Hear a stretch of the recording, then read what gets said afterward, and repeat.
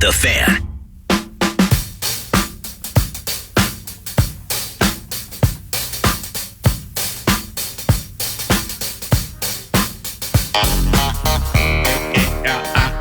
Hey, Wobble, what's going on, buddy? Oh, man, all kinds of stuff. Anything on which you can opine? Because I have a Twins question, then a Bears question, and then we will embrace between segments as quarter century old school best schools will do. But anything you can share about lots going on? You sitting back there working on a Whopper?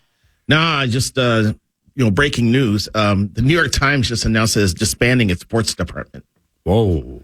Yeah, so we're all kind of digesting that right now. Yeah. I assume that's because, didn't they buy The Athletic? Yeah, they spent $500 million on The Athletic.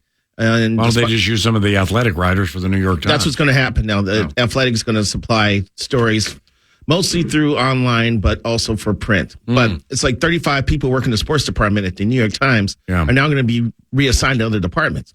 And I guarantee you, most of those people, the only reason they're at the New York Times is to write sports. Yeah. So this kind of have to be a bitter pill to chew today for some people. Well, that's newspaper immortality. No, man, I'm the least political person that Dave Anderson, you know that. So therefore, I don't even know which way like New York Times would lean, whether it's left or right. And quite honestly, I couldn't care less. Because I don't follow it that closely. Like I follow the New York Post on Twitter, and like when I'm taking flights, that are going to be more than 2 hours, if at all possible, I'll pick up a copy of the New York Post. Right. I just like to read their tabloid. And how their stories are written. They're just written more aggressively than most stories that you'll ever see. They jump into some subjects that the New York Times will not touch. Right. But like with the New York Times, you say Dave Anderson. And this is William Roden. Yeah, I know the name. Buster Olney. Buster Olney started at the New York Times, or he started at Baltimore Sun and then went to New York Times. There we go. Because I'm like, when I think of New York sports writer, Michael Grady. Yeah. Okay, now I know he's a columnist, but that's first and foremost. He was Daily News, I think. At Los Angeles. Well, he also was the that brilliant bit that went broke.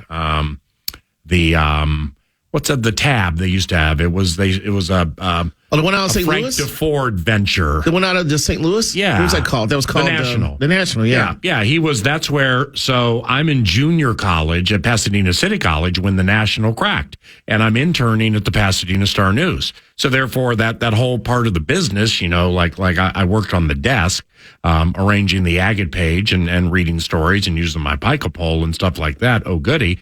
But nevertheless, Lupica in the National, I'd never read him, because it was just hard to get stuff like that back in the late 80s. And I read him, and I'm like, are you kidding me with this?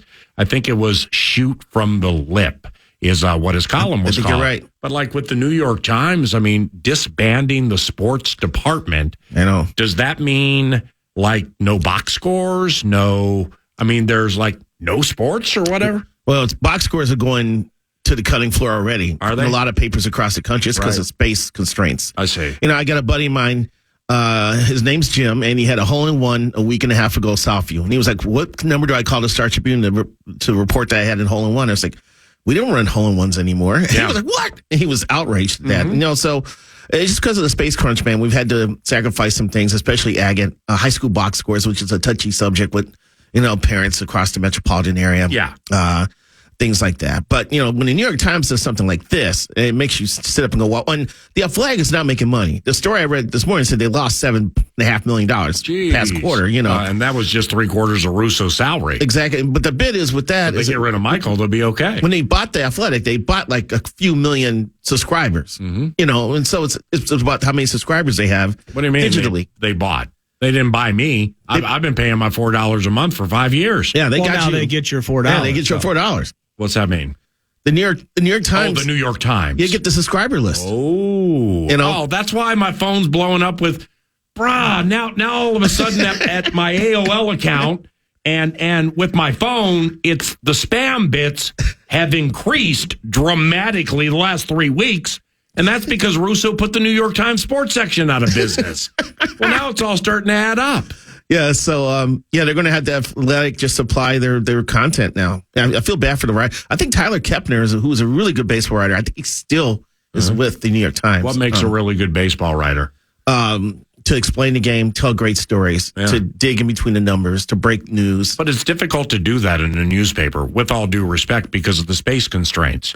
Right. I mean, if you got to, like I remember when I worked on the desk at the Pasadena Star News and San Gabriel Valley Tribune, the beat writers would have inch constraints. This is to be 15 inches.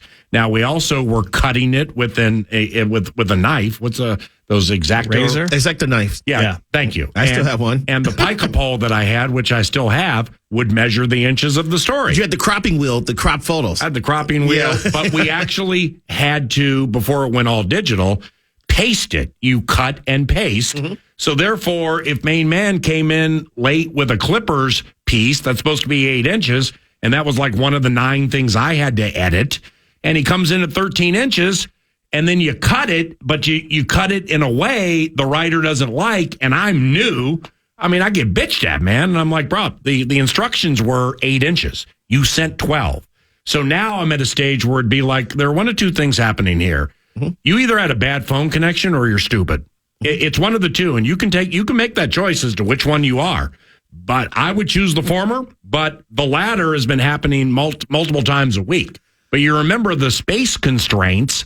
So therefore, with what you're talking about a baseball writer and sharing the nuance of the game and explaining the game, good luck doing that in 12 inches. Yeah, then you have to read through that story and just decide what paragraph you're going to cut out to make everything fit. Yeah. And sometimes if you don't do a good job, you'll see a crooked paragraph in the paper the next day, because you didn't exactly have the copy lined up right on the page. Yeah. You're like, okay, someone just got cropped there, Yeah. I mean, to many, it may sound like Western suburb problems.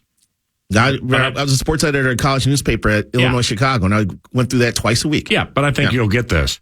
Running an agate page ain't easy. No. I mean, because it's like because it's like we'd be waiting for the Dodgers box score. Okay, so the deadline was 11 p.m.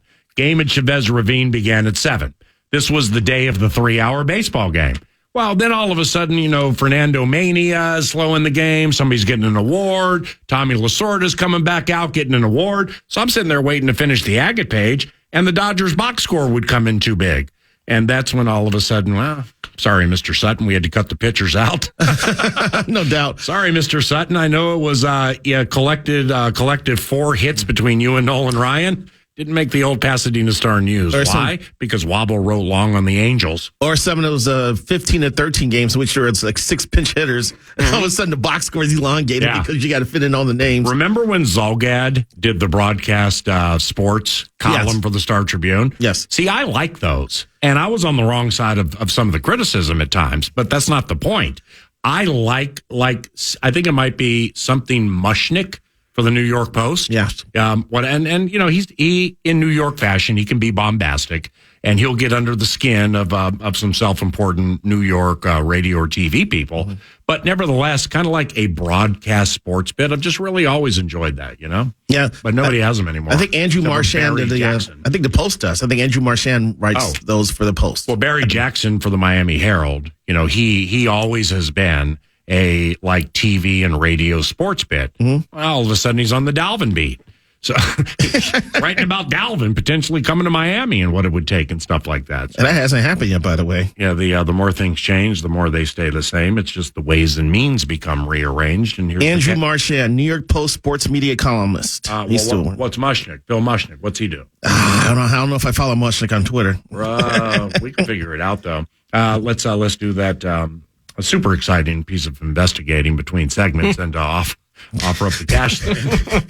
What's more exciting, researching Phil Mushnick's role or Mushnick with the New York Post, or breaking down the operable nature of a pica pole? I don't know, man. That's a tough call right there. Yeah, but you know what? Both of those caused me to miss the straddle. So screw the pica pole and let's do the cash thing. I got 2 things for you. First and foremost, you can watch PA and Lavelle talk about the Twins' first half of the season, maybe pica poles and all of that via KFAN.com/watch. Courtesy of Quantum Fiber, watching Final Hour streaming right here on the Fan. And of course, the Fan and NMC Exteriors, they want to put a grand in your hand potentially, or give you a shot to do so with the National Cash Contest. So go to KFAN.com, enter the keyword bank. You might be able to bank $1,000 with the keyword on the Fan.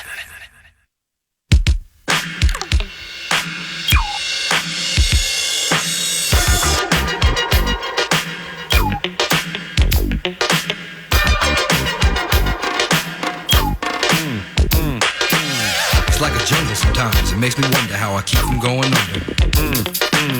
It's like a jungle sometimes. It makes me wonder how I keep from going under. Lavelle, are you familiar with a song called Secret Garden?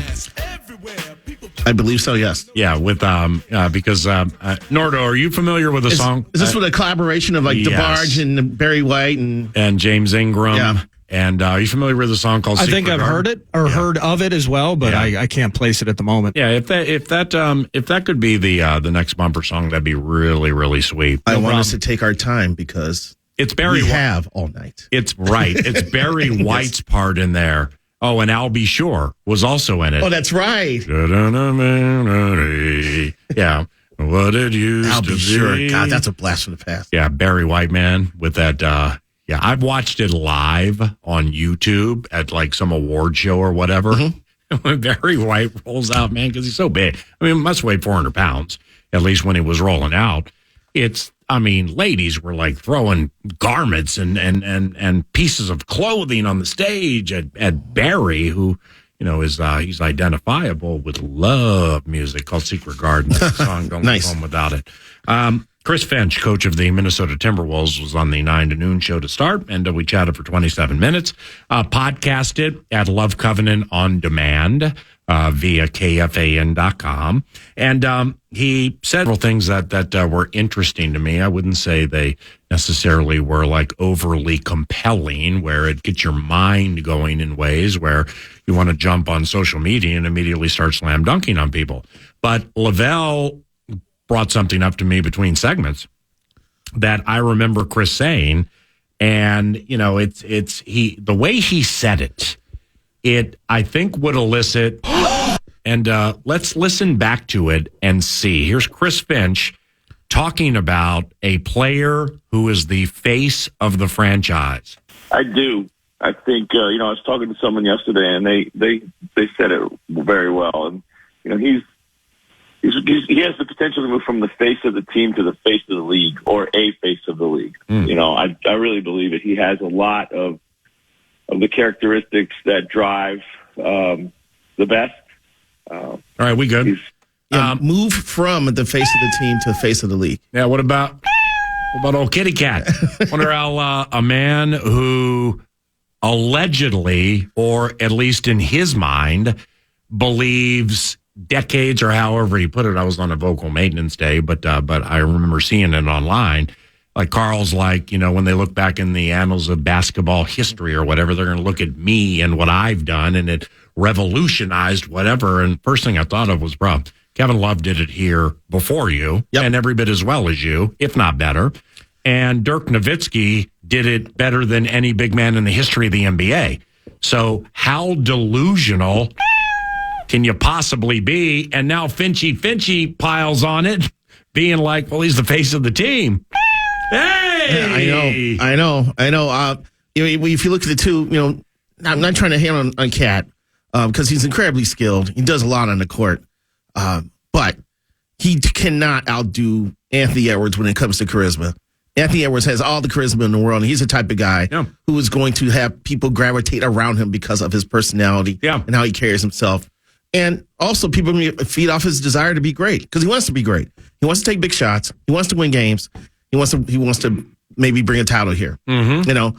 And well, it sounds like you're talking about Chicago Bears football with Eberflus and Fields and these new draft picks and a new Bears bar. I understand either has popped up or is popping up. What's going on with that? Yes, I'm excited. My brother, Jesus. Hey, what's going on, Larry? I'm excited to announce that the search committee has completed its his fact-finding study on local bars and restaurants, and we've met with a few owners, and we've decided that the next Bears bar, since Allery's is closed and rebranding as something else, will be the Ox Cart Ale House, which is steps away from CHS Field, where the Saints play, still in downtown St. Paul. Thank you. Yeah. Not far from Allerdy's, the old location, so we can sit there and watch it try to flourish without us. Yeah. So we met Joe, the owner there, great guy. Yeah. Gonna have Bears memorabilia on the wall. Gonna have bigger TVs. Joe, what's your working cell phone number, man? Let's get you into the covenant. Spend some money for the Wobble segments, which include Fridays with Bumpity Bumpity Bumpity. And let's go ahead and put the pedal to the metal on that thing, Joe, and make some money. Because about a year or two from now, you'll have to bring back beating the Bears because we'll be ready to take over the NFC North, baby. Okay. That is akin to the 18 times to you that I've said this, and your reaction after I said it for the first time, which I believe was 2014, 2013. It was Leslie's final year here. When I was talking about the tranquility and serenity the team has at training camp. I mean, I was making it sound like we got to come to training camp with a bunch of $20 bills to toke tranquility and or serenity, Lolita and Tanqueray. It sounded like a strip club the way we were getting sultry with it and everything. But I mean, you said 9 different things where it's like, come on, man. I'm like, that must be a come on, man moment with Bears winning the division. I mean, you don't really believe that, do you? Well, not this year. I got us down for 7 wins this year. Well, what's the name of this new Bears bar? Ox Cart Ale House. Right on. And quite honestly, with Ox Cart Ale House, I'm happy they serve alcohol because being a Bears fan, I always love that one. You'll need it middle of the third quarter. Yeah, we're going to be working on that bourbon selection at Ox Cart, too, to try to make sure the proper bourbon is I got a Woodford Reserve Hook in Louisville, Kentucky. So, Joe, anything else we can do for you? Say your restaurant's name. Wobble will be there for unpaid appearances. He comes on 9 to noon weekly, so we'll probably get drops in there until Shake tells us we can't. And I just hooked you up with a representative with Woodford Reserve, the official bourbon of the Kentucky Derby. And all you got to do is just, about a little bit for the llama. Yeah. Call Barb Naren and get into the mix, and this Wobble thing all of a sudden is taken care of. Yeah, let's go, Barb. That's right. Let's go, Barb. These unpaid appearances has got to end here pretty soon. Here, yeah. I know what your stash of Woodford is, by the way. So if I ever needed to get a hold of it, the way a lot of the newspaper business is going, it can be argued that you should pay us. I always love that one.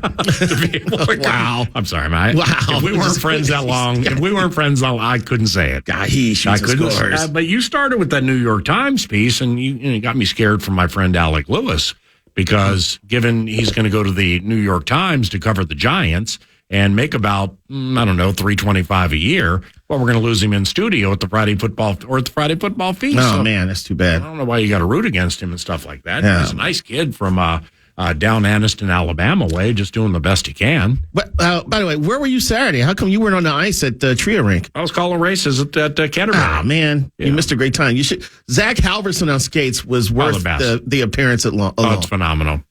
Well, the other bit was, I'm like, who's this tall dude? There's this massive individual on skates. I couldn't believe he was there. It's Greg Ostertag. And I'm like, who knows Greg Ostertag in the hockey community? Yeah, so that's why I was trying to get at that afterwards, because I asked him, I said, Greg, do you live in Minnesota? He was like, no, I live in some small town outside Dallas, Texas. You know what? And I was really like, cool? I got distracted because Joe Maurer was around. Yeah. I needed to talk to Joe for something. JoJo can skate, can he? There was a play. I tell you what, there was a play. He had the puck inside the blue line, and 2 guys converged on him, and he just did the move and did some quick stick handling, turned into a mini Patrick Kane and just kind of weaved his way through them. And I was like, oh my God, this guy do anything wrong? Wow. The Ostertag being that tall on skates, man. I mean, that's just got to be crazy, But your 3-2 pitch. I don't know if it was a 3-2 or a separate column in closing here that you wrote within the last couple of weeks about that Orono girls high school hockey situation. Very well handled by you. I read the entire thing, and what would have been really cool with this crazy game of hockey and the celebrity aspect of it is if Larry Olam, the coach, was on one team, and the loudmouth parent who sent the email being like, you ain't it. You never were it. We knew you weren't it, and hopefully you learn from not being it. That would still bugs me and really makes me want to say that person's name on the radio, which I've known for 2.5 weeks, but I'm not going to because of their children. And I was respectfully asking. Right. But it would be a heavyweight battle because both men have hockey playing experience. Yeah. So it would be a very interesting matchup there. Well, yeah. I mean, you go after Olim, and of course he can stick up for himself. But then all of a sudden, here comes Ostertag. Ostertag will knock that slam dunk email right out of your last membrane. Yeah, it was cool. Some of the people played. Wes Walls was out there. He actually put on your boy Ed McDaniel was there as a celebrity coach, and Randall. Not Ed. Randall. Rando, he put on Randall's jersey, number 64, and skated with it for a shift. Sweet. That's sweet. Nicholas Backstrom flew in from Finland. Wow. Just to participate in the event. That's awesome. I was like, man, that's pretty cool. It's a nice little bit. They can't do it at the X because there's no ice down at the X right now. Yep. And it's cost prohibitive to just get the ice going. Tria's cool. Yeah, Tria's great, but packed, standing room only around the rink. People had a good time, Kevin Gorg entertained in between periods. It was fantastic. I hear it was a good time. I had no idea that the Noon to 2 show was broadcasting live from there until I'm in the stands, because I'm looking for people, and I look over and there's Meat Sauce, and then there's Nordy, and I'm like, what are they doing here? Oh, you know what? And I'm hopelessly late here, but I got to get this in. Johnny the Mouse Mickelson just texted me. I own part of a horse, and I haven't told you this, where I'm not the majority owner, okay? And it's a 2-year-old who could be racing within the next 2 months, right before we close at Canterbury. It's an unraced horse. The majority owner of the horse, a friend of mine named Mike Jellish, who owns the boat bit that Rosie endorses, Your Boat Club or whatever. Mm-hmm. Well, he's the majority owner, so he gets to name the horse. He's a lifetime Chicago Bears fan. So I own a horse and will be calling a race with a horse named Bears D. Yes. Bro, are you kidding me with this thing? The name sucks. Outstanding. The name sucks. So hopefully the horse is better than the name. Thank you, Moosey. That horse is going off at 4-6. Love you. Love you. And I actually will be here next Monday. So we will see each other again, okay? Sounds like a plan. That's Lavelle Neal III at Lavelle Neal via Twitter. Let's go back to Vegas and chat with TV Vox Michael Grady when 9 to noon continues. On the Fan. Thanks as always to our buddies at Quantum Fiber providing live streaming of shows throughout the day. In this case, 9 to noon. My goodness, Barry White right behind me, right there. Wow. I told you. Secret garden. But thank you, Quantum Fiber, KFAN.com/watch for all streaming opportunities. Albie Shore, James Ingram, El DeBarge, Barry White, and here we are. I wanna read your mind. Know your deepest feelings. Michael Grady, it's Paul Allen. How you been? I've been good, brother. Yourself? Secret Garden, man. Your thoughts? You familiar with that song? I know it's a vibe right now. It may be too early for this vibe right now, though. Yeah. Oh, that's right. You're out. You're still out in Las Vegas, right? And you know what? You're in Vegas, right? I am. Yeah, I didn't know when you were coming back. If you're doing like calling games on TV or whatever, but like tonight's game, tonight's game is on one of the ESPNs, I believe. Now, correct me if I'm wrong here. Are you calling tonight's game on television? And if so, where can we watch you? Because we love you. I first appreciate that. I am not calling the game tonight. I will be there. The game, I'm doing 6 games for NBA TV, Sweet. and one of them will be Timberwolves game. I believe that one's on the 14th. So I will have Minnesota, Sacramento, and check that the 13th. Yeah, the 13th. I see what's happening here. I mean, Indiana kid goes to the Big Apple, meets Alex Rodriguez, rides shotgun to Iron Eagle for a little bit, gets the lead vocalist job here, and now all of a sudden we're thinking about TNT and replacing Kevin Harlan. I see what you're really good at what you do, but hey, I'm just following Kevin Harlan. That's all I'm doing. Yeah, can we have you here for 2 or 3 years, man, before we're doing like all this NBA TV stuff in the summer league and trying to let people think it's low key? Holy cow! You're the best, man. I love your voice. I love your style. I love how you call games. Michael Grady, Bally Sports North, the Timberwolves Vox, works with the altruistic and leads elite Jim Peterson. Now, speaking of elite, I watched all 11 minutes, I believe it was 11, of the YouTube interview. I'm sure it's at Timberwolves.com that you had with Anthony Edwards. Man, it was nice and smooth and chill. And, when Anthony, when he told that story, and I encourage people to watch this because it was a different side of Anthony that Michael pulled out when he went to the roots of where Anthony has been compared to, financially speaking, the biggest moment of his life with that extension. But when he was like at a rookie workout, Steve Kerr told me that I'm not trying hard enough or I need to go harder or whatever. And he's like, well, that's all I needed. I mean, that's a high end example right there, man, with Steve Kerr, trying to motivate you. I'd never heard that story. That was a fantastic story. It was, and it kind of glimpses behind the curtain into what drives him. And he's had different things and different moments in his life that I'm sure the layers will get peeled back, the longer that he's in this league. I mean, he's an honest young man. He's a driven young man. He's been through a lot. And every last one of those things that he's been through has been a motivating factor. And he's still young at the same time. And so a season ago, he didn't start the season the way he wanted to. He didn't enter in the best shape that he absolutely wanted to. Eventually got in shape, took off, Cat gets hurt, and then we see Ant take his game to another level. For those who've seen the clips or have seen the interview, first of all, appreciate everybody for checking it out on YouTube and on the Timberwolves website. I don't know if folks can see, he's cut already. It doesn't look like he took any time off since that playoff loss to the Denver Nuggets. So, again, different motivating steps along the way. Steve Kerr was a big part of it, and I think his experience a season ago helped him understand how he needs to come in and go hard from not day one of training camp, but he started it already, PA. And I caught that vibe looking at him physically. And I've heard interviews with Anthony before, but he was just more relaxed and comfortable within his skin. Like, hey, I knew I belonged.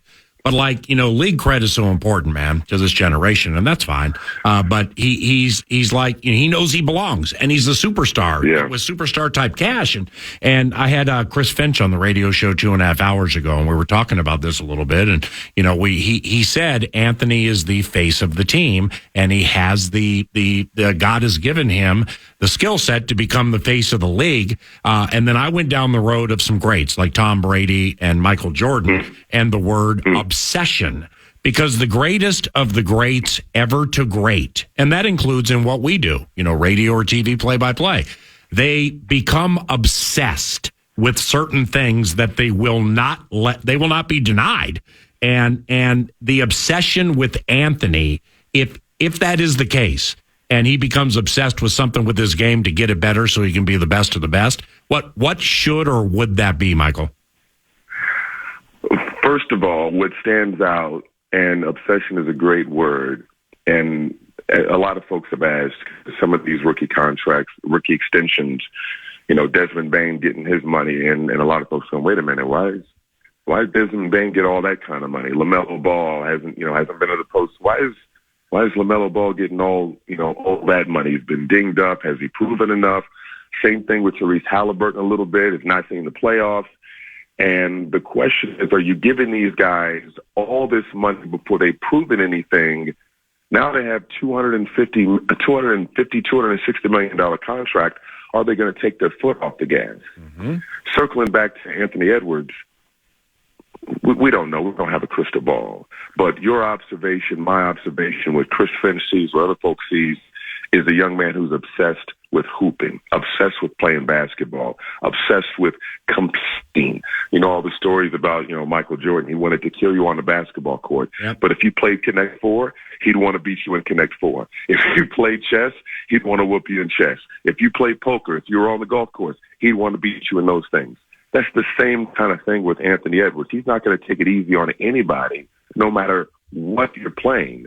He just loves to play basketball. And so I kind of hinted at it a little bit in the interview, but it's really hard for me to believe, PA, that a young man who took a terrible tumble in a game against Milwaukee and fell on his backside, had to get helped up off the floor late in that ball game, in a game that Milwaukee was pulling away in, after being on the floor for several minutes, and checks back into the ball game to finish it out to see if he can give his team a chance to win. There was another game, I can't even remember the injury, where he came out, he was ruled out, and then he came back in the game. Something I haven't seen before. And then, of course, the injury against Chicago where he turned his ankle, and then that's an injury where he could have been done the rest of the season, and he came back just a few games later. It's hard for me to believe that a young man who has that kind of desire, determination, competitive energy to play would then get a big contract and then go, you know what, my finger's hurting, I'm going to take this game off. Right. I just don't see it. He's obsessed with playing basketball. And this is Michael Grady, the outstanding Wolves Vox for Bally Sports North, works with Jim Pete at Grady via Twitter. At Grady, it's simplistically speaking, Grady, at Grady via Twitter. Follow him as 9 to Noon does. When you guys talked extensively about Anthony coming from nothing, and you teed it up, then Anthony he laid it out. I come from nothing, and it's true if you read the Anthony Edwards story. And I think people, Michael, really shortchange when somebody says that and where they have worked to get. And my example with the Vikings would be Dalvin Cook. I mean, getting to know Dalvin from Dade County and just a really, really rough part of Miami by Miami Gardens. Now Dalvin's never gotten a deal like Anthony got, but, Dalvin's made himself a lot of money. And just to get from where like Dalvin and Anthony were, the people who were around them and the surroundings, and to push through all of that, because the distractions are nonstop when you're coming from a neighborhood like that, and then all of a sudden you start to get a little money, and people are tapping on you, and you got to deal with so many ancillary things with which we never will have to deal. It really, believe it or not, as gifted as Anthony and or Dalvin are, it's a long shot. Like at age 14 or 15, you identify those specimens and say, oh, by the way, 10, 11 years later, they're going to be doing this and making that. You know what I mean? Yes. It's important no matter how much money you make to have, even, little money I make, to have a strong circle, the money you make to have a strong circle, because it's easy to get pushed in the wrong direction, spend money on the wrong things, get involved in the wrong things. Yeah. When you're hanging out with the wrong crowd, you are the people that you hang around with. And so for a young man like, Dalvin and, of course, Anthony Edwards to come from those environments that's why when you have these big moments, I was there for the NBA draft, and I'm seeing the tears, and they extended the tables at the NBA draft so that you can have 9 family members at the table along with the draft pick, and all the hugs and the kisses and the tears, and then you have moments with Anthony Edwards signing his contract. It's not just about the player. The player, of course, put in the hard work, put in the blood, sweat, and tears, elevated their game, taking it to a level where they can make it to the league, and in Ant's case, make this big contract. But the family members, the ones driving them to practice, the ones protecting them, the siblings who have been there, competing against them on the court. It was Ant's brothers that persuaded him to switch from football to basketball in the first place. Anthony as a right-hander is so efficient going to his left because his older brother was left-handed and always went to his left. There's so many different people that are responsible for the success of these young men. So when these moments happen, you celebrate the player, of course, but you can't forget about the family. You can't forget about the circle, because you said it's a long shot, and these young men can't do it on their own. Lloyd Daniels, Sweet Pea, from the streets of Brooklyn. I don't know how much you know about him. But yeah, Sweet Pea. He played for the Spurs for a minute, but Sweet Pea, he had as much skill as anybody in the history of the NBA, but he just kept getting derailed by birds of a feather flock together, and so do pigs and swine, and that was a little problem. Now, let me close by asking you this, because it's like Conseco Fieldhouse. And here's Michael Grady growing up, rooting for Haywood Workman, who's now a ref in the NBA. You're wearing like a game-worn Haywood Workman. And from there to where you're going to be in 2 years, trying to figure out if Trae Young and DeJounte Murray can coexist while calling Hawks games on TV or radio.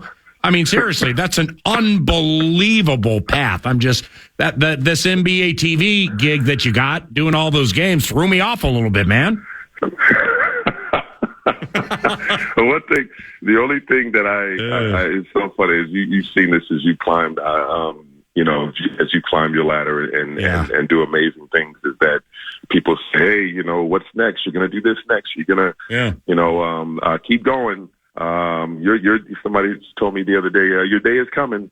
My day has been here for a long time. I just strive to be happy, and then I just can't help but to do the best that I can. And if doors open up, that's fantastic. I've been fortunate to work with NBA TV, the last few years, and it's been great. But I've been happy since I was a PA announcer for the Indiana Pacers. My day began then, and it's been a joy with every single thing that's happened along the way. And I'm happy right this second, my friend. Right this second. So, I got I'm on cloud nine, and I plan to stay there. Well, when do you call an NBA TV game? Because, I'm in MLB network mode now for the summer.